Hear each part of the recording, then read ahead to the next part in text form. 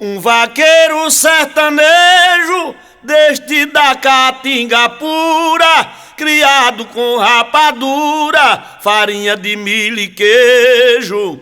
Disse assim: o meu desejo realizarei um dia, com fé na Virgem Maria, santa pura e consagrada, fazerei minha morada onde o meu gado dormia.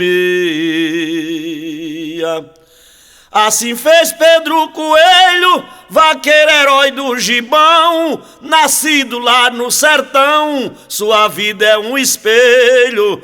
Pediu a Deus de joelho e alcançou o que queria, fez a sua moradia, onde dormia a vacada, construiu sua morada, onde seu gado dormia.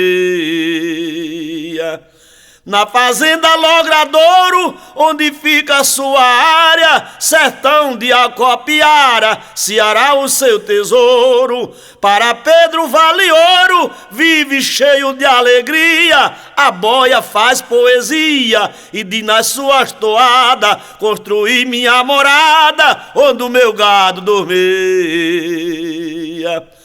Aonde foi a cocheira, as estaca e o morão, fiz a cozinha um oitão, uma sala de primeira. No lugar da forrageira, eu armo a rede macia, onde sopra a ventania, no clarão da madrugada, construí minha morada, onde meu gado dormia.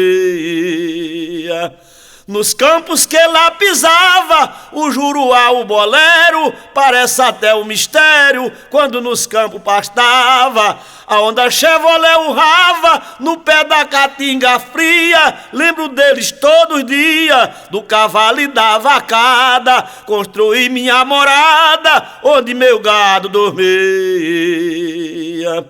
Logradouro é meu reinado, minha riqueza, meu lar. No dia que eu me acabar, lá quero ser enterrado, bem no estrume do gado, no curral da vacaria, minha última moradia, de flor e vela enfeitada, construí minha morada, onde meu gado dormia. Minha última moradia, de flor e vela enfeitada, construí minha morada, onde meu gado dormia.